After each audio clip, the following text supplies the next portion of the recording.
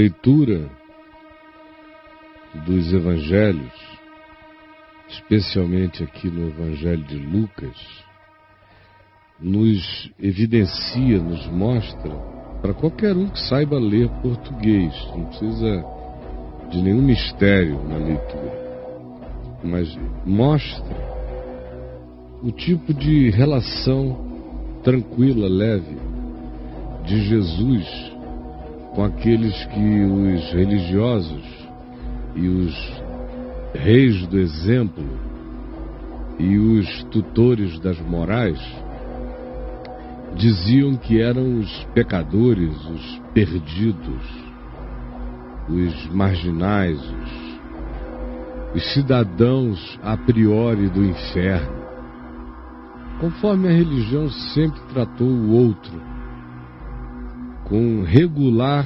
intolerância, juízo e sentença. Só um idiota que pretenda se alienar de todo da verdade pensará de outra forma. No geral, a atitude prevalente sempre foi essa na história. E em relação a Jesus, essa é a atitude que eu diria, com exceção de 1, 2, 3 indivíduozinhos, no todo, ela generaliza o pacotão inteiro dessa potestade que se sente representante de Deus na terra, mesmo na presença do Filho de Deus. Assim eles se sentem, assim se comportam. E o matam. Matam, porque a religião sempre matará Jesus. Sempre matará o Evangelho. Ela não aguenta, ela não suporta, ela mata. Porque senão ela perde o seu sentido. A religião precisa ser o Deus de si mesmo.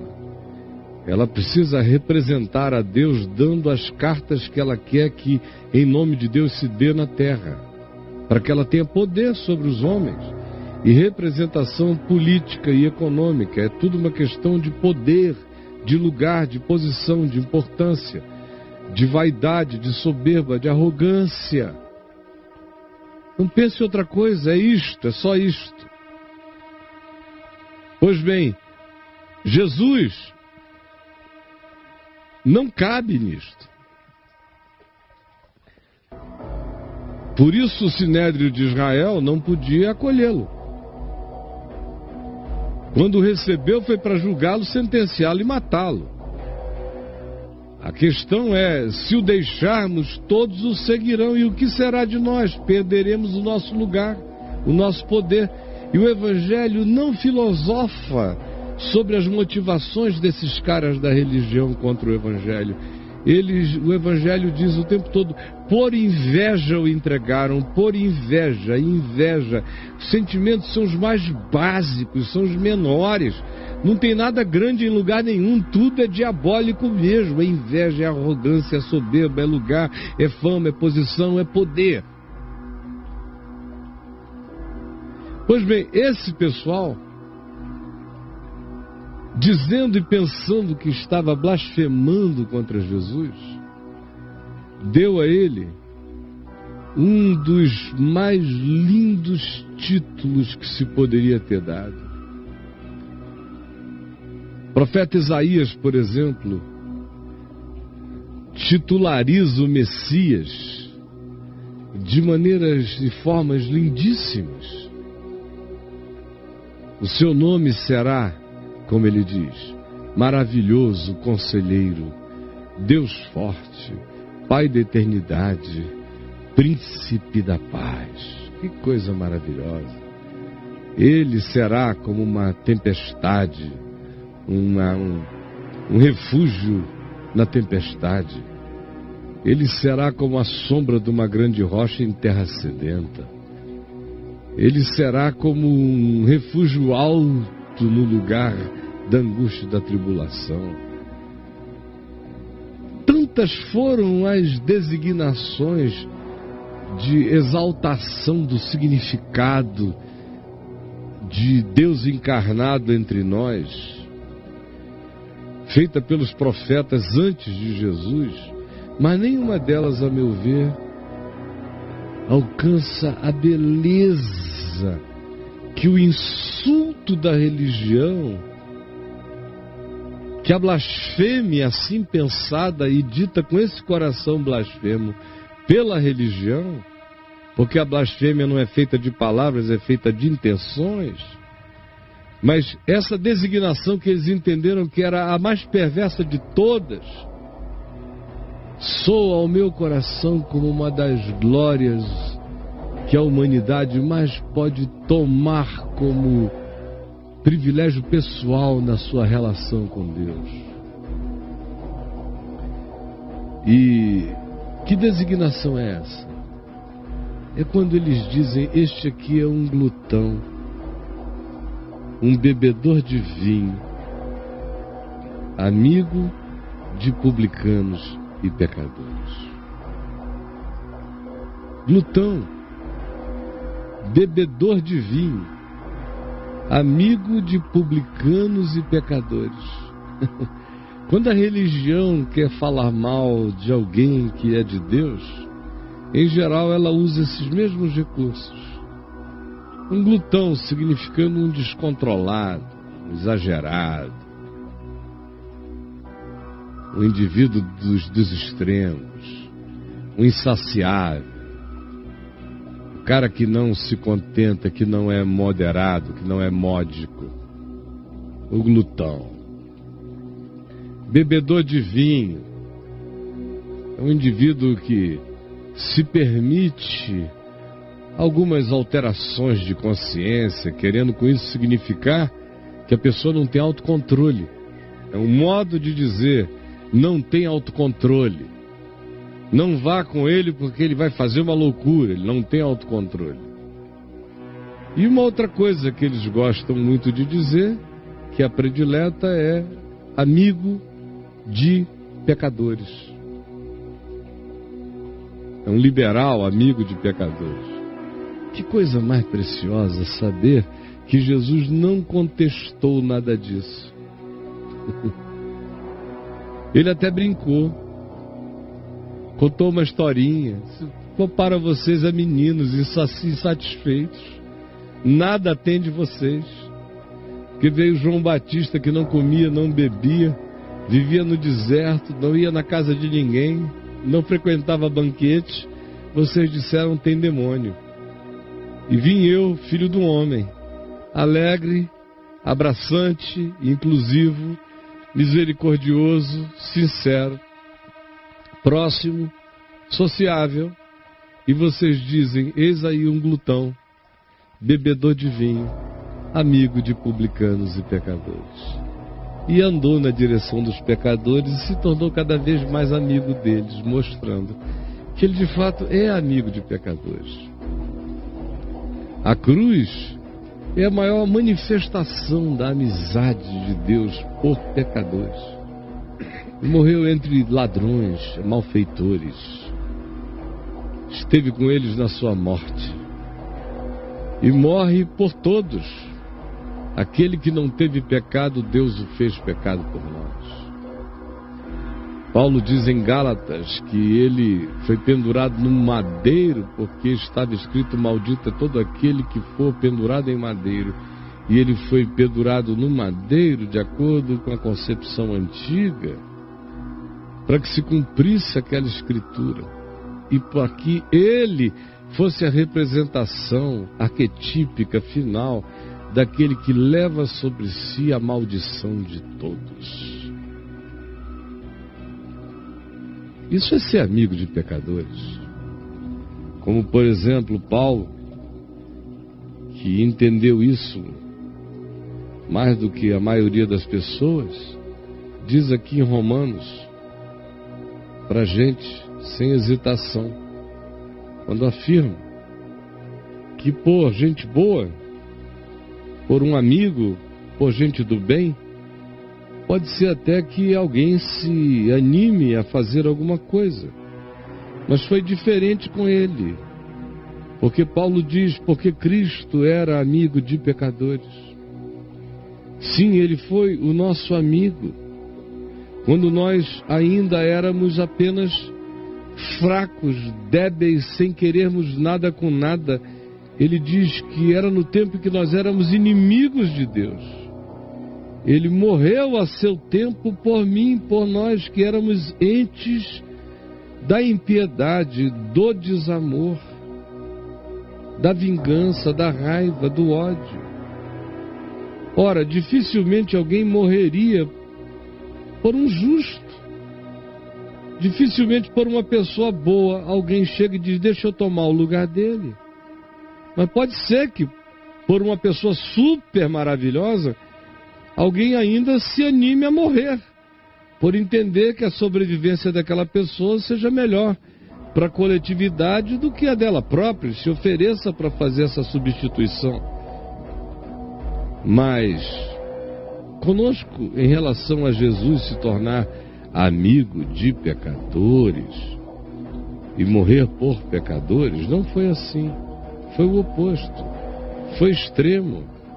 Foi a glutonaria divina, foram os excessos divinos. É porque Deus é um exagerado. Ele é um exagerado. Ele prova o seu próprio amor para conosco, para comigo, que sou ímpio, pecador, pelo fato de ter Cristo Jesus morrido por mim, Caio Fábio D'Araújo Filho, sendo eu inimigo de Deus, pecador, antagonista.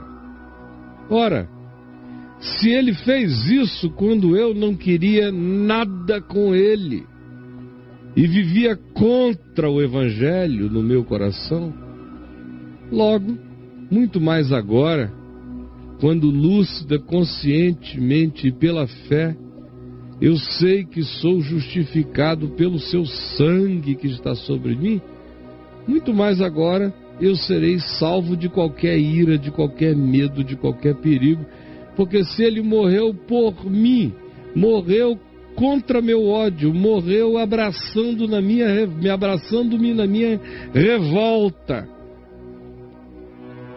sendo eu inimigo, é porque ele é amigo de pecadores.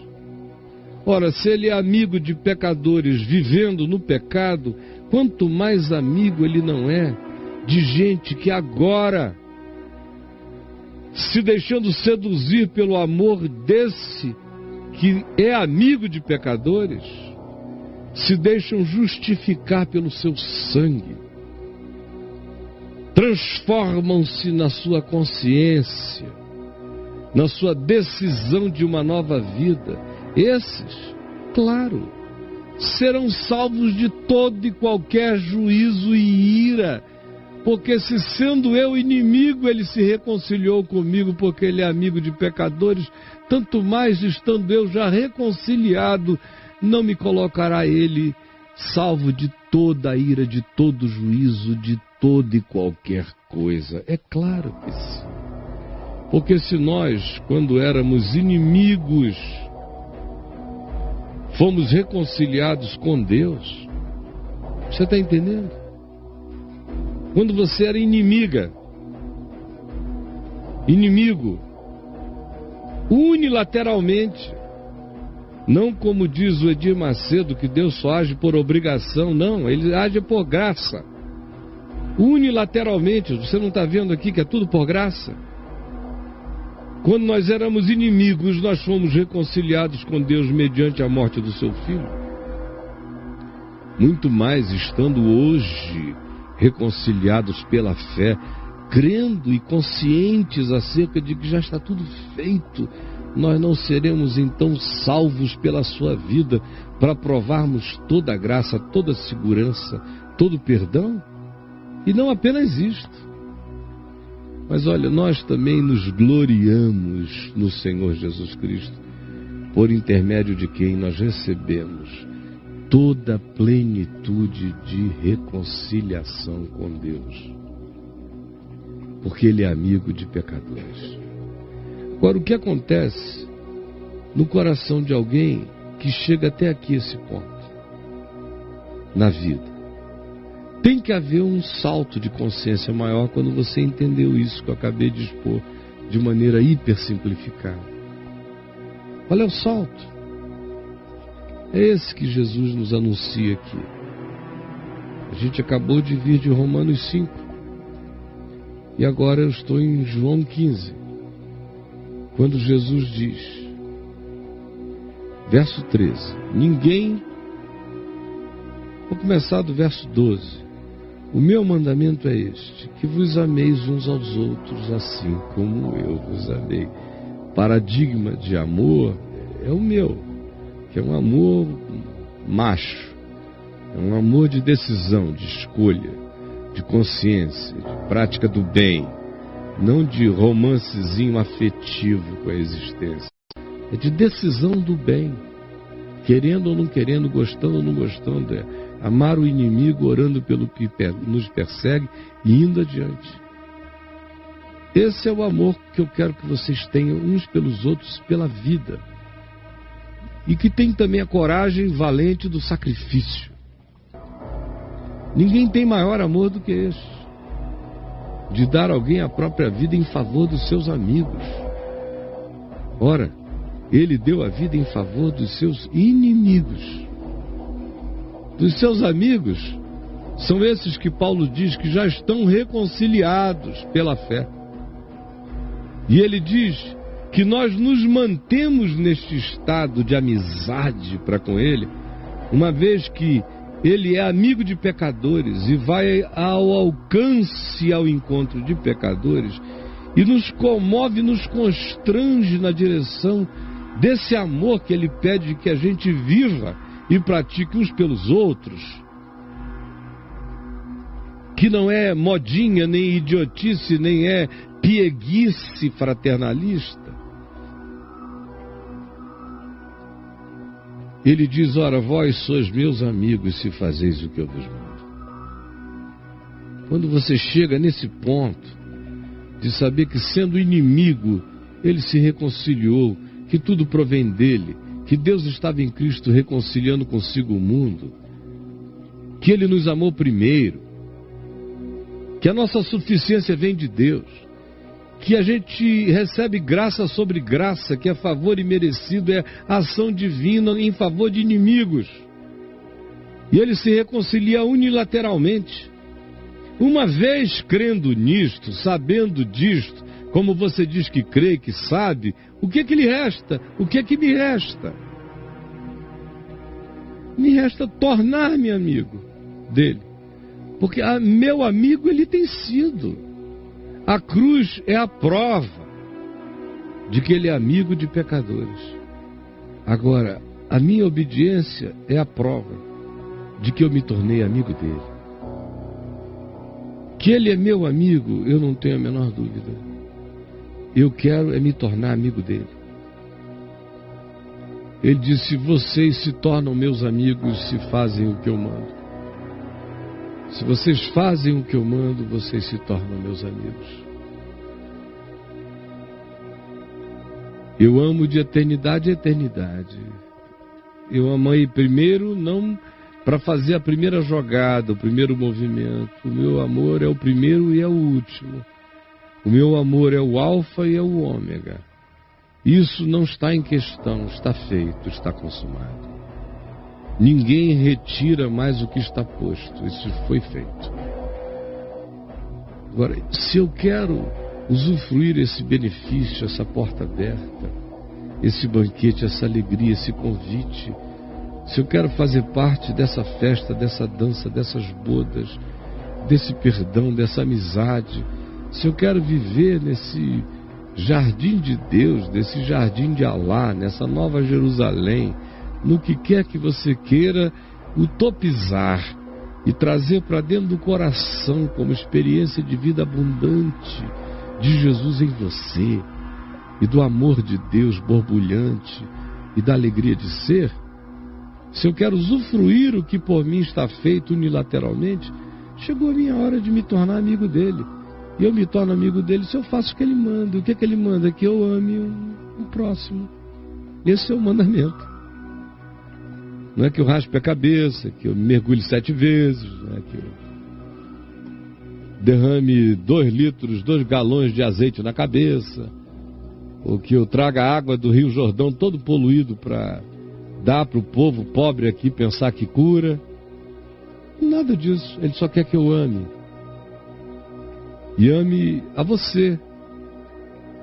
Porque ele diz: como é que você vai me amar a mim se você não vê?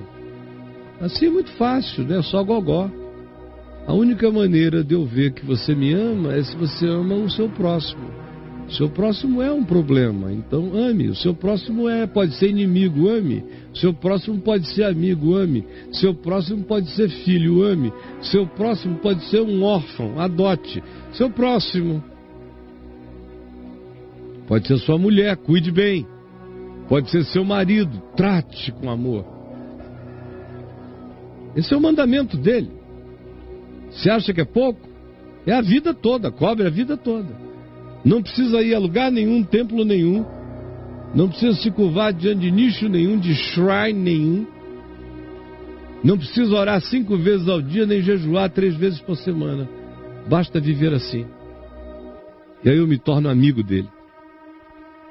Me torno amigo dele. Vocês se tornam meus amigos quando fazem o que eu mando. E o que eu mando? Que vocês se amem uns aos outros como eu amei vocês e amo vocês. O meu amor é manifesto no Evangelho. O mandamento do amor no Evangelho, do perdão, da graça, da reconciliação, da verdade, da justiça, da sinceridade, do sim, sim, não, não, das bem-aventuranças, tudo isso é amor. Tudo é amor. Se vocês dão esse passo, aí eu já nem chamo mais a vocês de servos, porque o servo não sabe o que faz o seu senhor. Mas aí eu passo a chamar vocês de amigos, porque eu vou começando a contar, a revelar-me. Tudo quanto eu ouvi do meu pai eu vou dando a conhecer. Vocês vão crescendo na minha intimidade, na intimidade de Deus. Vão crescendo no significado da vida, na percepção da glória, no gozo antecipado do galardão de ser meu.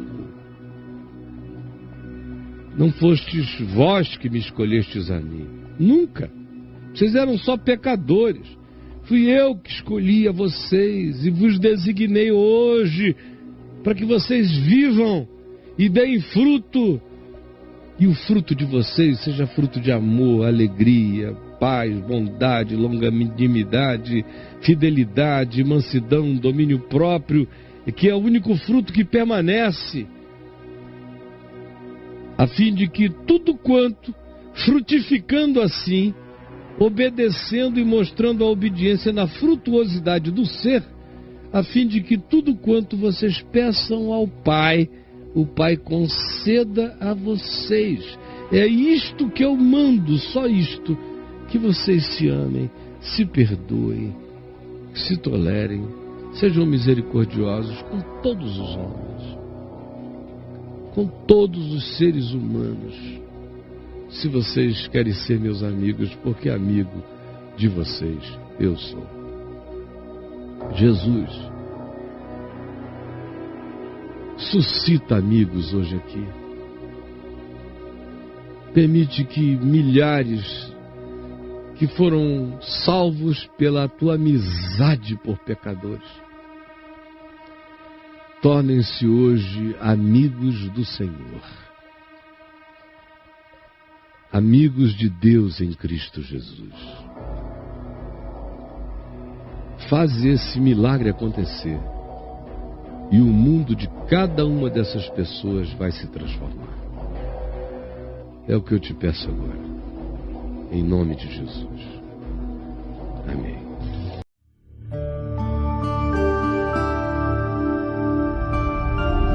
VNV TV, o canal é você.